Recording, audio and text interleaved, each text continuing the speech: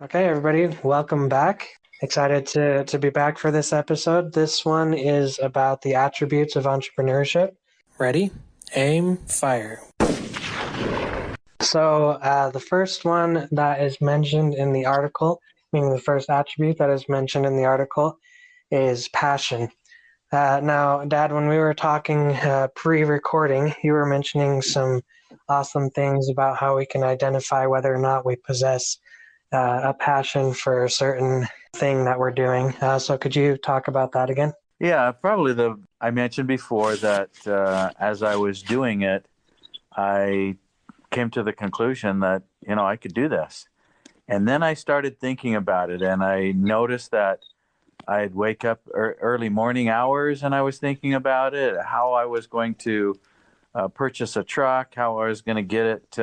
And it just took possession of me. I knew at that point, so much so that I just fell into it. I was thinking about it off hours, and so I was doing it when it was time to run the business. And so I knew that I had that passion. Yeah, so it was something that like was for lack of a better way of putting it, consuming you, meaning like you were thinking about it whenever you could, you were planning, you were dreaming about it, meaning creating your vision of how you wanted things to be, and making your plan as to how you're going to get there.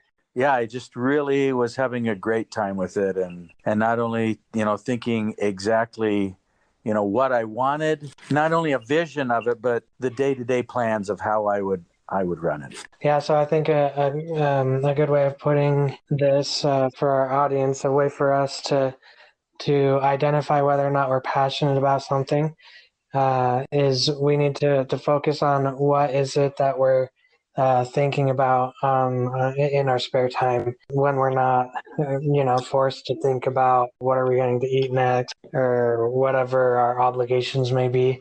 That thing that we sit down and we just think about for fun. So I think a big motivation for me with firepreneurship is I feel like it's going to work.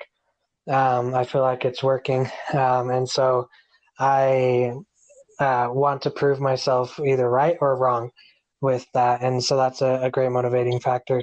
And also I can see that I'm passionate about it because I'm constantly thinking, okay, how am I going to prove this to myself? How am I going to prove my theory? How am I going to make this work?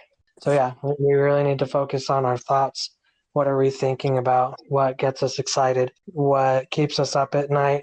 Uh, and what do we wake up in the morning thinking about? What's the first thing we want to do? What are those things that if we're not doing them, we kind of get a little antsy, feeling like, hey, I really want to do this. And being able to replace that word with, meaning instead of saying, I need to work on my business, rather say, I want to, because when you're doing what you love to do, and you're passionate about it, then you'll very freely use the word I want to do this as opposed to I need to work on my business. Otherwise, there's going to be serious consequences. That sentence may be true, but you don't want that to really be your motivation behind things. You want to do things because you want to do them, not because you need to. So I agree. I think that the need does kind of go into some of these other qualities that we talk about. We could talk about determination, that that your passion isn't a fleeting passion when you come across obstacles in your business, or you find out that you're going to need to do some things that you probably would rather not, but you feel a determination that you're going to do them because you really want your business to succeed. Yeah, I think that brings up a good topic where like finding the solution. Entrepreneurs are really good at finding solutions. They very firmly believe that every problem has a solution, and it's just a matter of time, of effort until you find that solution.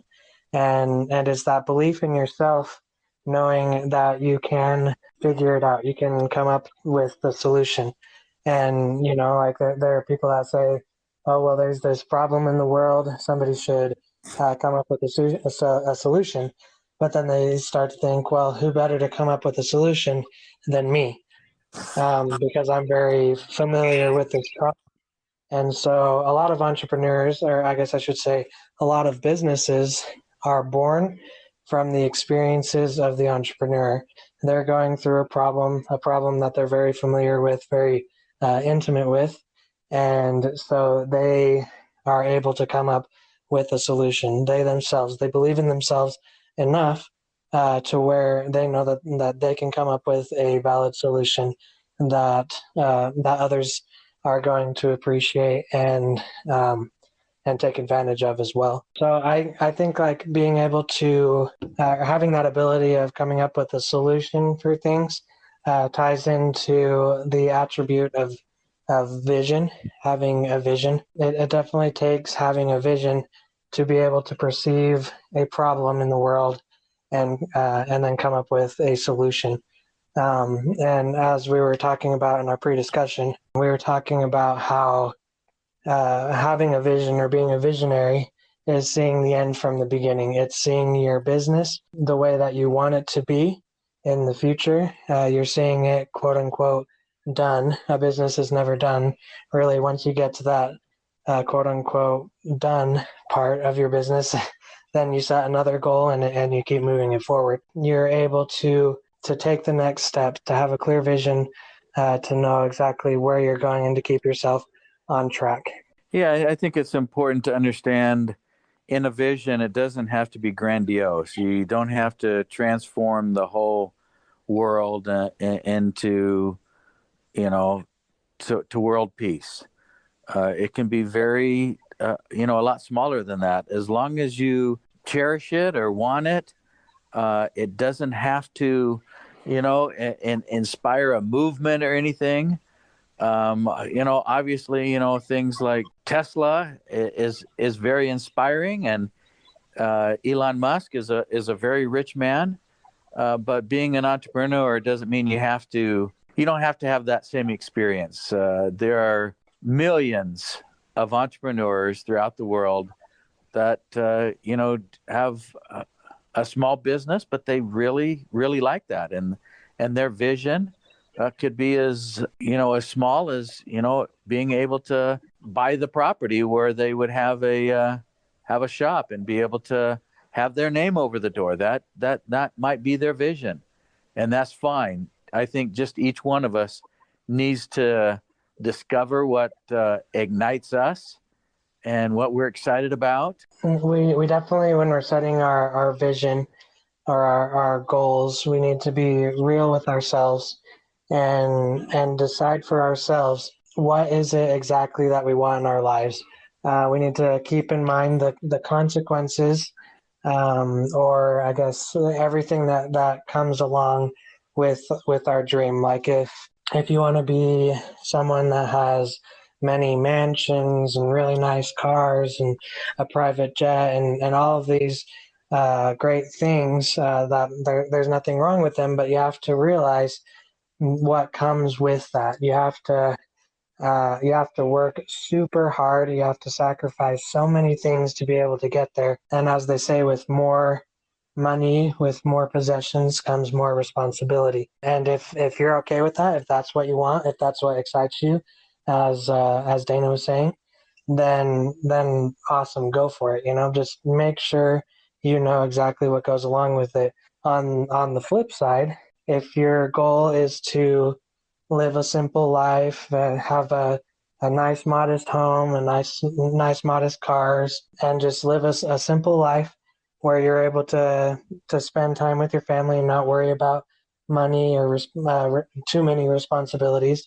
We always have responsibilities to worry about, so there's nobody that can say I have no responsibilities. But then you have to realize with that dream, which is also a very great and valid dream, that there's going to be sacrifices with that as well. You're obviously, if that's your dream, you're obviously not going to have a mansion, to make examples, right? You're not going to have a mansion, you're going to have a nice modest home as you laid out in your plan. And if you're okay with that sacrifice, then perfect. You have the correct dream that is for you. I think too much in our society we're fed the idea that in order to be successful, we have to be one of those people that have mansions and awesome cars and private jets, where that's really not the case. You're a successful person when you're living the life that you personally decided is the life for you. And that's when you're successful. And so we need to kind of break away from what society tells us and realize that success isn't exactly what they say it is. It's something totally different, and it's success is when we're finding our own true happiness. And I think happiness is the most important part, because there are too many people out there that have all of these riches, all of these things, and they're not happy. And so at the end of the day, we need to decide what makes us happy and go with that. And as I'm saying, that looks different for everybody. But we just need to be real with ourselves and set those goals to achieve our own success, our own happiness. Yeah, and the simpler it is, the easier it is to obtain. And you can always change it later. You may have a breakthrough, or your idea is very revolutionary, and you may make a lot more money than you were at the beginning suddenly. But that's the exception to the rule. Most entrepreneurs don't make lots and lots of money at the beginning. They do it slowly and surely, and over a lifetime, or whatever. It could be 20, 30 years, but over an extended period of time, they just keep doing the job right, and the customers love them, and they're able to put away money, and so they can retire early or semi-retire, or whatever they would like to do in their dreams.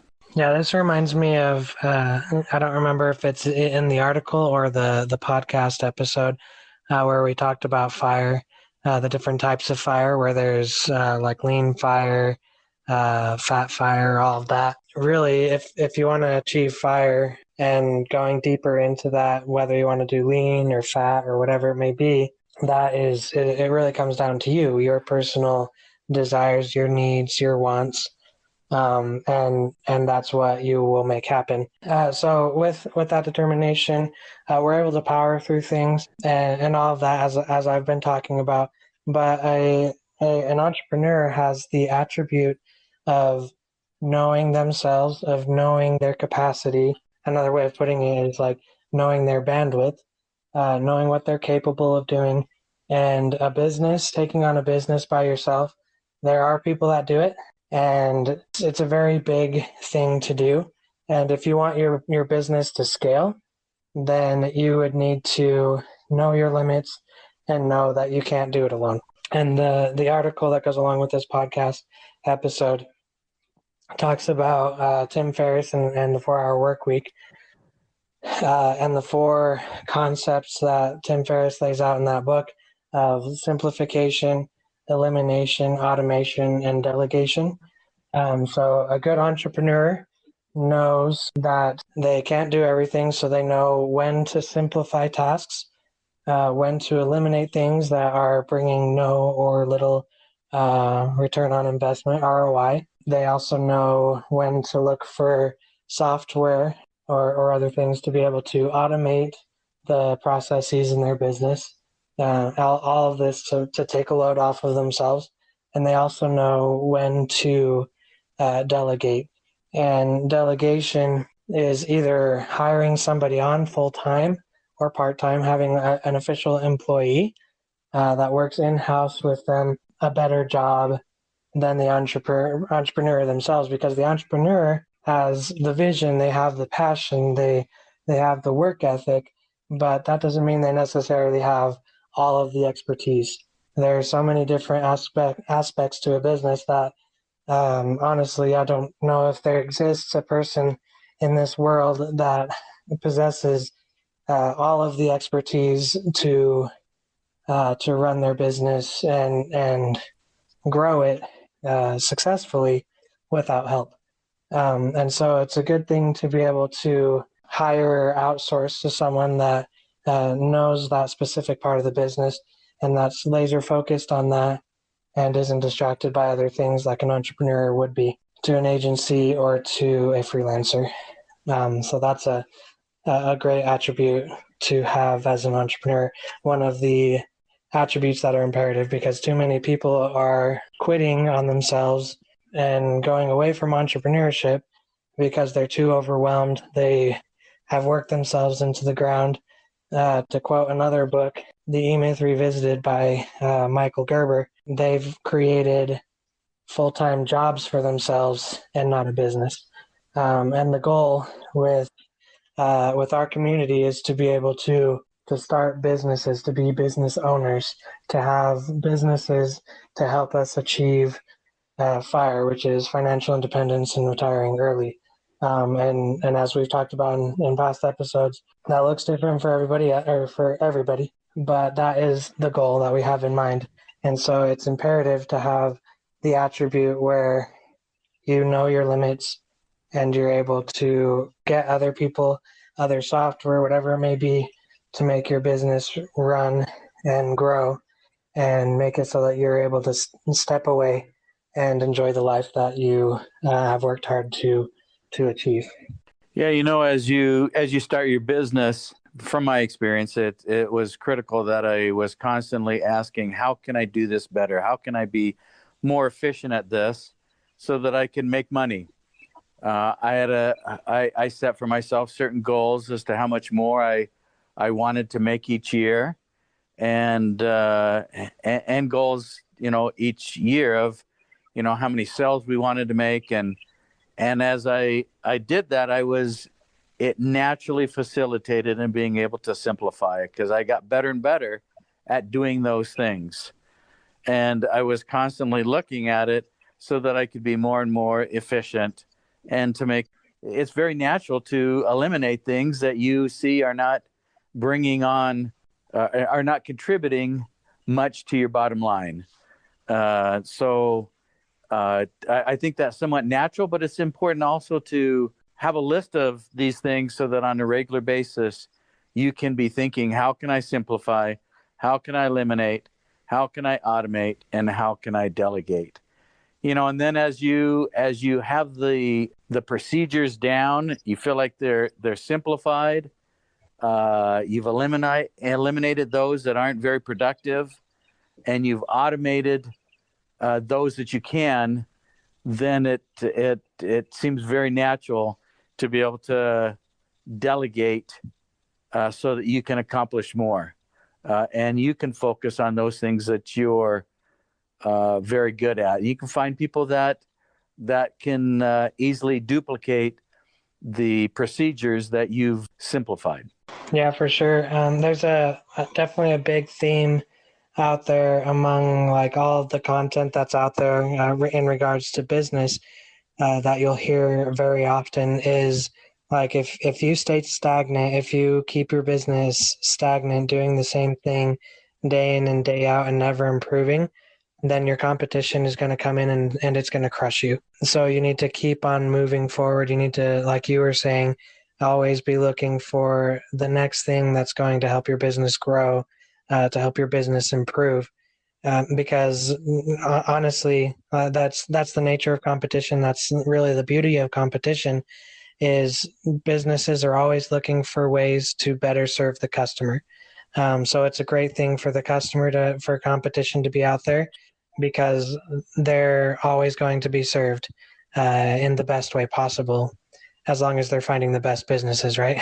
But the point of being a business owner, of having a business, if you want to stay alive, if you want your business to stay alive and to thrive and to crush your competition, then you need to be the one that is looking for new ways to best serve your customer, to improve on your processes, to make things better so that your customer is always the happiest it can be. It's sad to see how many people have failed in business because they believe that they can get to a certain point and stay there. And in an ever-changing world, that's just impossible. You can't do that. And especially in the world of business. So yeah, it's a very important attribute to know what your limits are and to have other people help you to make sure that your business is doing what we're saying, improving and doing always what's best for your customer, and staying away from that pride, I guess you can say, of, well, I've made it to this point and it's good enough. And don't fall into that trap. You need to be able to keep moving forward always. I think as you start a business and you make the effort that's necessary in order to be successful, you start developing, traits like self-analysis or analysis of the business to further find, ways that you can improve, little tweaks that will help you to do better and better each day. And as you do that, I for me, it's kind of caught fire. I've learned to really love that type of life where I'm constantly looking at ways to improve. And so then if you're aware of it, and you can easily develop that quality, so that if you had set for yourself a goal that that you might reach and then feel like you're done, the day-to-day of trying to improve can help you move through that and continue to set higher and higher goals. Part of being a visionary is as you're going along, like not just from the beginning knowing or seeing your vision and all that, but it's as you're going along, improving that vision, improving what you're doing on a day-to-day basis, as you're saying. So I think that definitely ties into the trait of vision, having a vision for yourself and for your business, and developing that attribute of self-analysis, as you were saying, and knowing how best to improve yourself and your business. And those are very important, as we're saying, like as in business, it also applies in life. We just can't stay stagnant. We've always got to be moving forward. We've always got to be improving on ourselves and doing better, because that's really the way that we're going to be happy, the way that we're going to achieve true success in our lives. These qualities play off of each other, and as we find out that we want to do something, we just decide that, hey, we're going to do what it takes to accomplish it. That passion really can ignite that determination. That vision really can ignite our determination to develop the leadership skills and the improvement skills that will help us to keep taking our company higher, improving it, and reaching our goals. I think a very key thing, what you just said, that is very important to emphasize, is you never know what you're passionate about. You never know what you're determined to do. You never know what you enjoy doing until you try it. If you have an idea that you think is a good idea, go out and try it. If you fail, then awesome. Then you learn something that isn't going to work. It's like Thomas Edison. When he failed, when he found 1,000 ways how not to make a light bulb, then that was good. He found out how not to do it, and then eventually got to where he knew how to do it. And the same is true with every aspect of life. You don't know what you're going to enjoy until you do it. And so go ahead and do it. If you fail, great, move on to the next thing. If you decide later on down the road that, I really don't enjoy this, which has happened to me. I don't know if you guys remember in a past episode I talked about the other businesses I've started, that I've been like, I really don't see myself doing this in the long run. So then I discovered that quickly and I moved on to the next thing. And that's very important. You can't just sit and analyze and think about what you're good at and what your interests are, because you could do that your entire life and not accomplish anything. So if something interests you, go for it and go from there. We would love to hear from you. If you would like, you could leave a comment on our blog post for this episode. You can find that at firepreneurship.com/15. Or if you would like to be featured on this podcast, you can send us an email with a voice recording and title that email Podcast Voicemail. We will review it and we may include it in a future episode. We look forward to hearing from you. Our mission at firepreneurship.com is to help people like you achieve FIRE, financial independence, retire early, through entrepreneurship. We offer educational materials like this podcast, but most of all, we offer outsourcing services to help you automate the business you started to bring you financial independence, so you can focus on what you love the most about running your business, or if you want, step away from your autonomous business altogether and retire early. Thank you for listening to this edition of the Firepreneurship Show. To show our appreciation, we've created a page full of helpful resources for you and your business. To access it, visit firepreneurship.com/resources. Again, that's firepreneurship.com/resources. It's time we signed our own Declaration of Financial Independence.